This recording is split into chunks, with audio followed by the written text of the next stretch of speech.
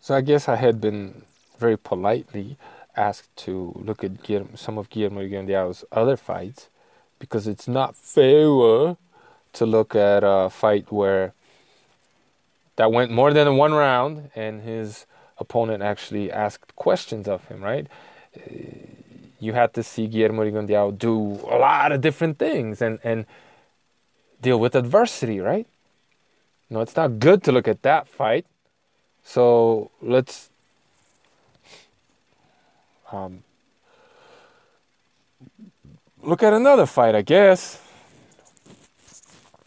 I saw this fight a couple times, maybe 3 times, if you could call it a fight. And, well, it was just another disappointing Guillermo Rigondeaux fight, right? Kind of a pattern with this guy. But it's all your fault. You just don't know anything about boxing. You're a bad person, and you should be happy with what you get because that's all you deserve.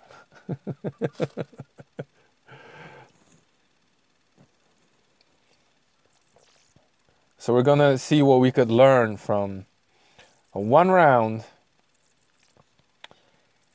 instead of being overly critical, right? And investigating a little bit too much into who Guillermo Rigondeaux really is and shattering ideologies and just fucking bullshit.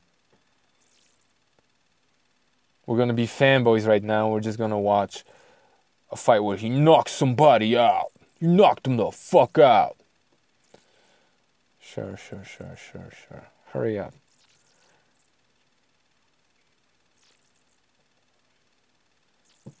Sorry, I'm not too good with this. Here we go. Chucky, in my opinion, is, like very gangly and kind of sloppy and doesn't turn his punches over, and he's wild and doesn't have excellent punch technique. And did I say slow? Really slow. But he is bigger than Rigondeaux. I think he has a 2 centimeter inch, not quite, reach advantage. And, he's a young, undefeated guy, hungry. He's strong. He's a tough dude. He's a body, right? He's a body. And he's kind of a clumsy dude. But let's see what else he has, right?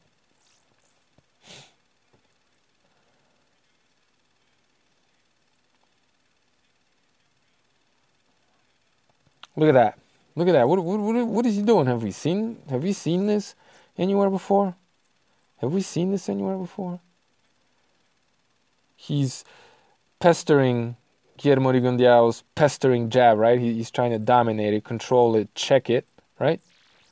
And he's moving to his left. Huh. Interesting stuff. He's got offense too. Looks a little bit like Drian Francisco. Rigondeaux likes to fight these guys, doesn't he? Like tall, gangly, kind of sloppy, wide. He likes to fight those guys, doesn't he? Seems to be fighting a lot of them, right? Oh, another thing that he does to these guys. Sorry, not this one in particular, but Cordoba was one of them. Amagasa was one of them. Drian Francisco was one of them. And there was, Roberto Marroquin was another one of them, right? The mythology is that he fights all these big dudes. They're so much bigger than him, right? And yeah, all those names that I just mentioned to you, yeah, they were all taller. And they also were coming down in weight to fight Guillermo Rigondeaux. But that's never part of the mythology, is it? Because it might not look all that great. So this is probably the first time in history where, no, for damn sure the first time in history where a guy has one credible victory in like 15 or so years or 17-year career where he fights once a year. He has one credible victory. And he's been, basically draining all other possible would-be credible victories. He's been draining all those opponents. Well, that's the word that people like to use, right? When you make people come down and wait to fight you. Ain't that what it's called? Draining your opponent? And this guy's on the pound for pound list, and everybody talks about how small he is. It's a fucking joke, ain't it? It's a fucking joke. But hey, some of us understand boxing and some of us don't. Wow, just like Adrian Francisco, right? Lunging in with these long shots and then rolling under and not getting hit with any counters, right? Just like Francisco, playing defense, keeping your hands up, being aggressive. Oh, look, did you see him like dancing around just like Drian? Wasn't Drian doing the same shit? Look at that. Boom, boom, boom. Bam, lands to the body. Maybe blocked or whatnot, but you know, the fight just started. Mixing it up, going up and down to his left. Not letting Rigondeaux dictate with that probing jab, right? Slapping it down when he can think of it. There you go, checking it, right? Not getting hit. Not hitting anything, but being aggressive and threatening. Competitive.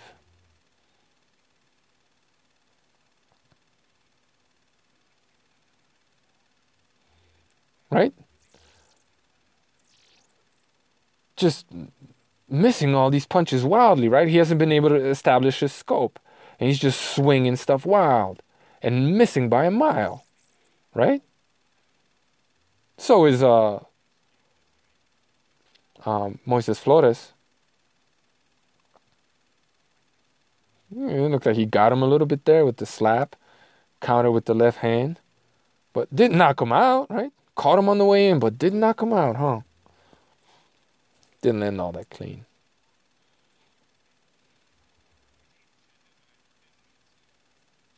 He looks even more aggressive than Adrian Francisco. Never been knocked out, this guy, like Drian, so, you know, probably has a lot more confidence. But, you know, poor punching technique, telegraphed shots. But he's not really being affected by anything Rigondeaux. He's not being deterred or even really hit with anything very clean. No one's winning. Whoa. That looked dangerous, didn't it? Woo, just whizzed right by Rigondeaux's chin, right? That swing. Whoa, right by his chin. Why is that? Well, because his hands aren't by his chin when he throws punches, and his chin is up in the air.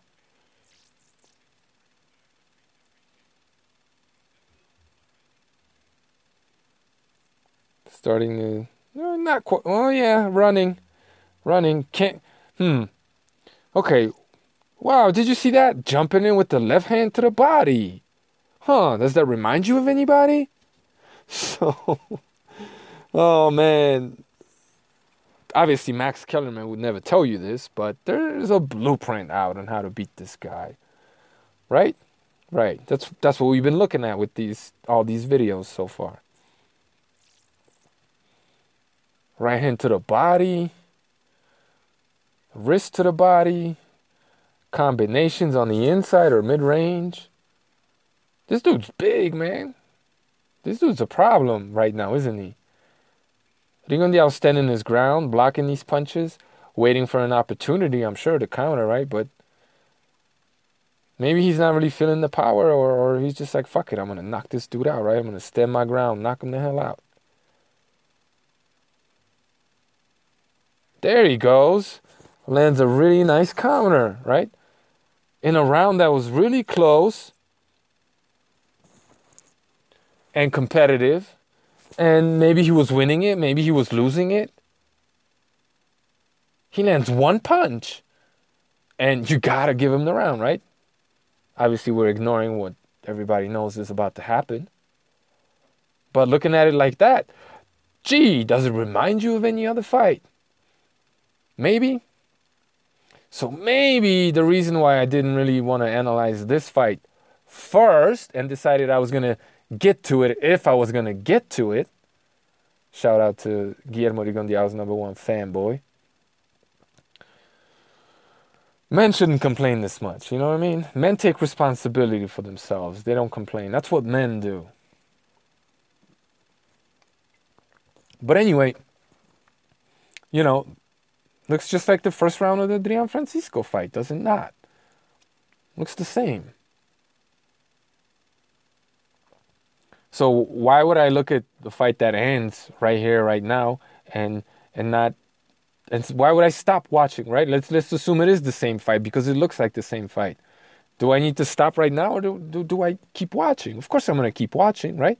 Well, that's why I chose the Adrian Francisco fight, because it was a fight where Guillermo Rigondeaux was being asked questions by his opponent, and it went 10 rounds, and you got to see if Guillermo Rigondeaux can adjust, and how he works over the distance, and all that other good stuff, right? There were tons and tons and tons, a ton more information. There was a ton more information in a 10-round fight than a first round. Who knows what could have happened? Fake-ass knockout. But this is what fanboys do, right? They just replay highlight reels, or they watch the fights that reassure them of Guillermo Rigondeaux's prowess and supremacy, and they don't really want to watch these quote-unquote boring fights, or fights where he just schooled them, because those are, well, just too painful. Ain't that right, fanboy? So who knows what would have happened in this fight, right? Flores was more aggressive. I'll tell you what was going to happen in this fight if we didn't get this bullshit. Either Guillermo Rigondeaux was going to knock him out, or he was going to run for dear life. Either he was going to knock him out, or he was going to run for dear life. And it's a distinct possibility that Flores catches him with one of these swinging crazy shots, because he has a tendency to throw like 70, 80 of them per round sometimes. Something would have landed somewhere. But, either he would have gotten knocked out, or maybe even he would have knocked out Guillermo Rigondeaux. So what did end up happening is Guillermo Rigondeaux grabbing Moises Flores behind the head, right? Maybe because it reminded him of a fight he just had, where he had to go 10 rounds and get his ass whooped. And he wasn't trying to go through that again. He just wanted to collect his paycheck and not work too hard. So he grabbed Moises Flores behind the head, which, by the way, is illegal, and landed a bunch of punches as he was holding him, right? Grabs him right there. See? Holds onto his head, and then boom, 1, holding and hitting. 2, holding and hitting. 3, holding and hitting. And then Moises Flores gets pissed off and tries to break his arm or whatever, just defend himself. And Rigondeaux cracks him right after the bell. Let me listen to this. Oh yeah. Almost a second after the bell. And dude flops. This the fight you wanted me to analyze? Why?